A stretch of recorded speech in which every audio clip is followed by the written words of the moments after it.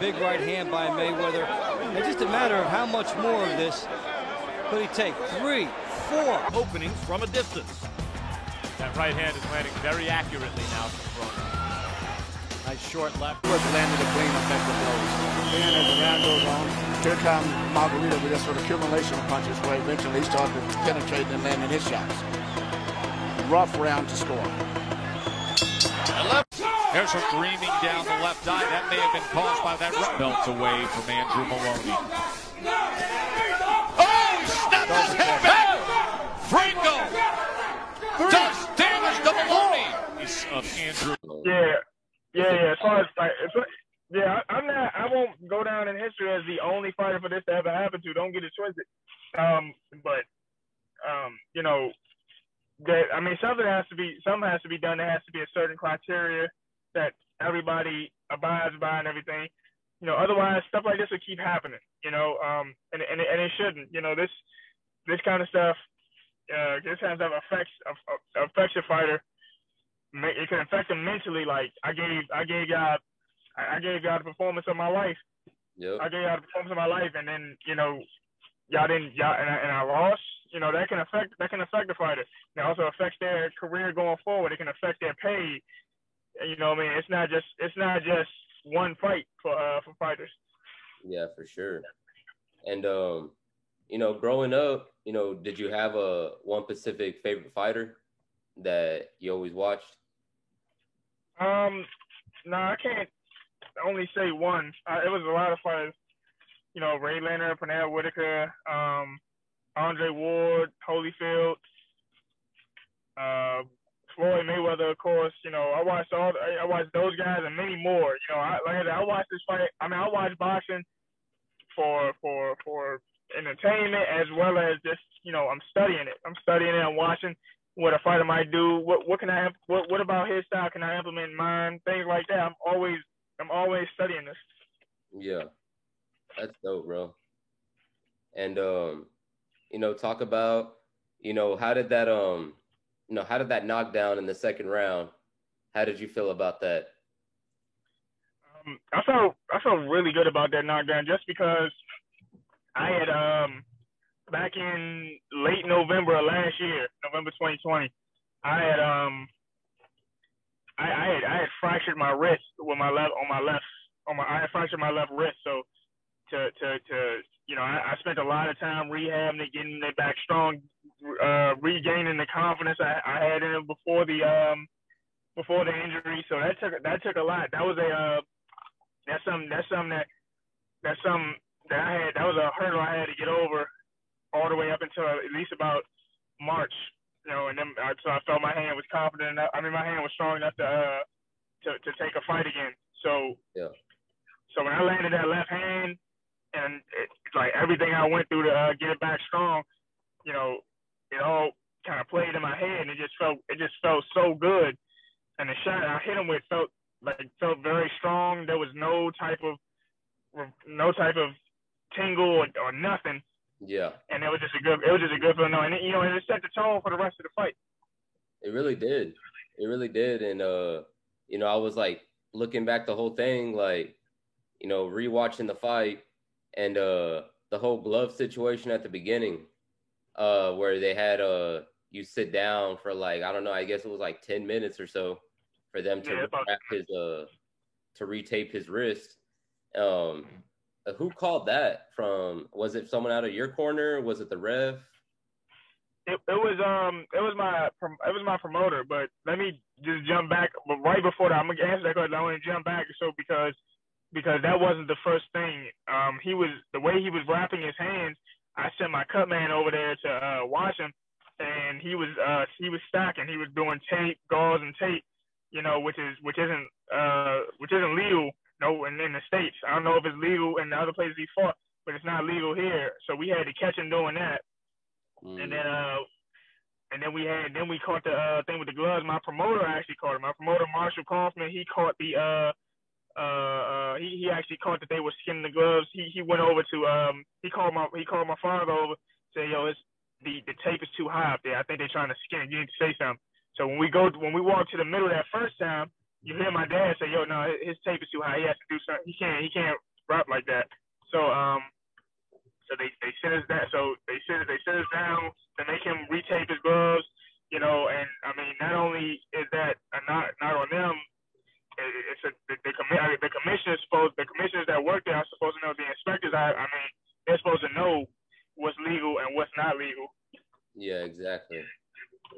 They're supposed to know that, and so those two things occurred, and you know, while sitting there on the stool and everything, because I remember someone else had asked me, like, did it frustrate you to have to wait anymore? I was like, I can tell you, no, it didn't, just because in the world title fight, the biggest fight of both of our careers, he doesn't get to do what he's normally accustomed to doing.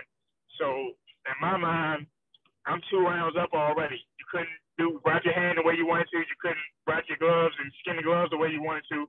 That's 2 rounds up for me in my mind. So that kind of boosted my confidence. That was another confidence booster right before the first bell. Yeah, for sure.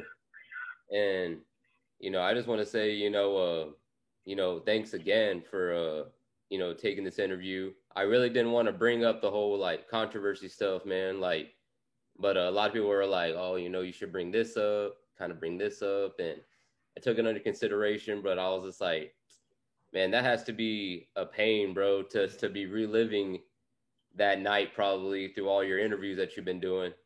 You know, I can only. Yeah, I mean, but it's a part of my history. It'll be what like right now. It's the thing that kind of gives me, you know, notoriety and everything. But you know, reliving it in the interviews, but it's good to like speak on it though. You know, rather than just kind of bottle it up. It's good to actually speak on it and just make people aware. You know, make people aware of what was going on and the kind of stuff that kind of takes place in boxing. Like this stuff, that kind of stuff, a casual fan's not going to know about. Skinning the gloves, stacking the wraps, and things like that.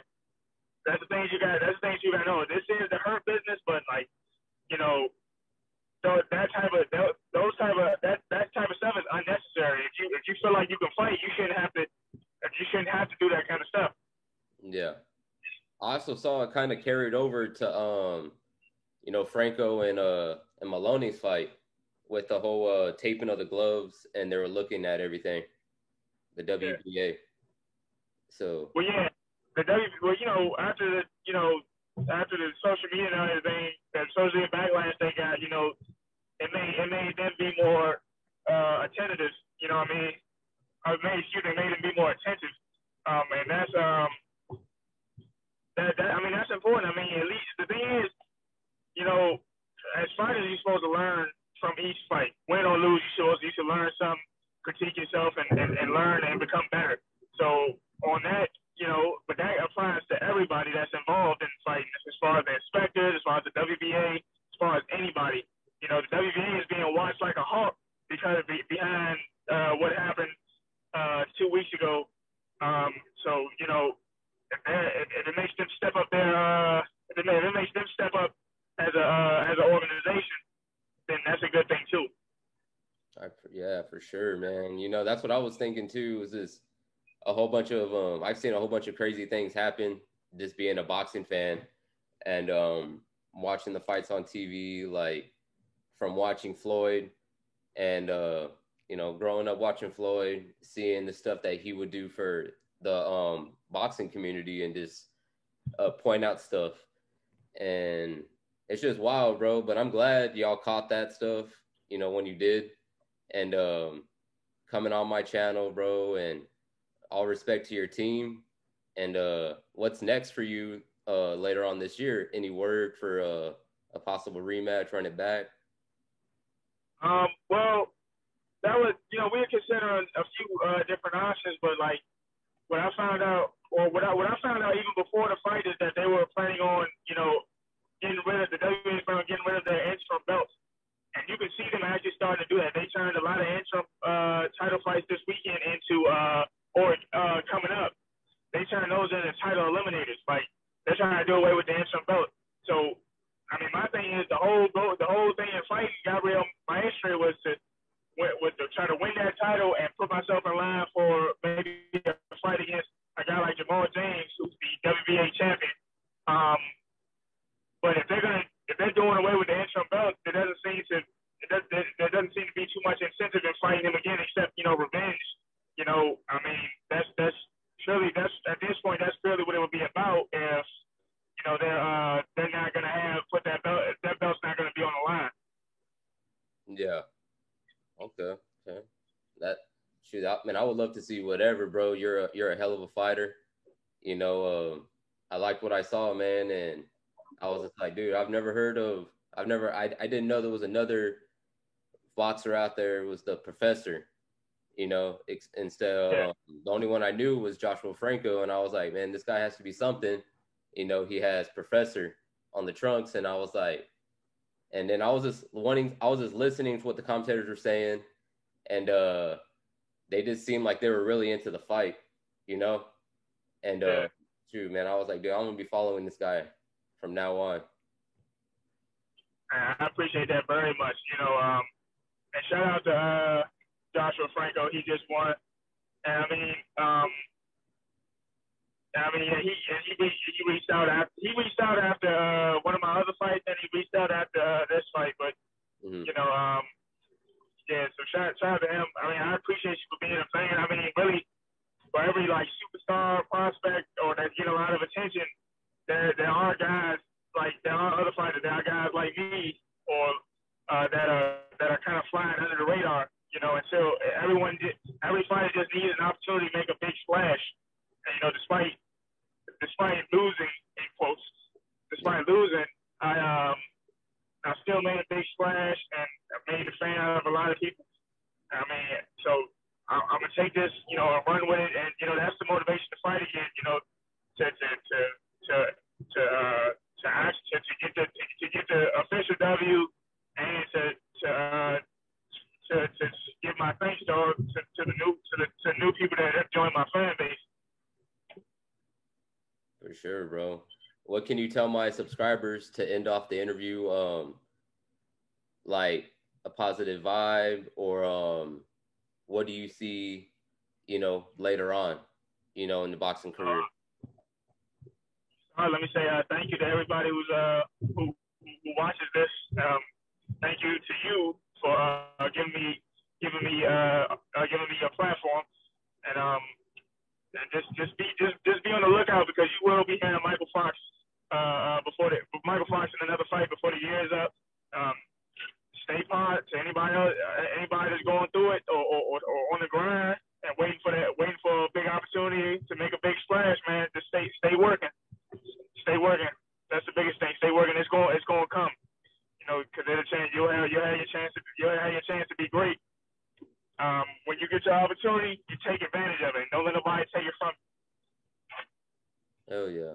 Appreciate that, bro. And let everyone know where they can follow you at. Instagram, social medias, if they want to see some of your fights, if you have them on YouTube and stuff like that. Yeah, there's some fights on YouTube. You type in my name, Michael Fox, MYKLFOX, and you can follow me on Twitter and Instagram at Professor Mike with a Y. Twitter and Instagram. I try to be very, very active on both of those social media sites. Appreciate it, bro. Do you have any merch or anything like that? If you have any merch, you can go to millions.com. Check for merch. The link is in my bio on Instagram. It'll take you right to it. You can share some hoodies and some hats. And I appreciate y'all wearing y'all support as well as showing it on social media. Hell yeah. Y'all heard it here, man, from Michael Fox. Just doing big things. He's gonna come back a lot stronger and more motivated now.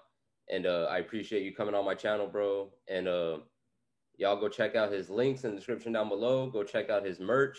Go buy his merch. Go support him. Go show him some support. And again, bro, thanks again. I appreciate it. And remember that, guys. One love, Carlito. We out. Yeah, thanks for having me. Appreciate it, bro. All the way. Are we going out tonight? All the way. I'ma chug the bottle, chug it all the way. Made it this far.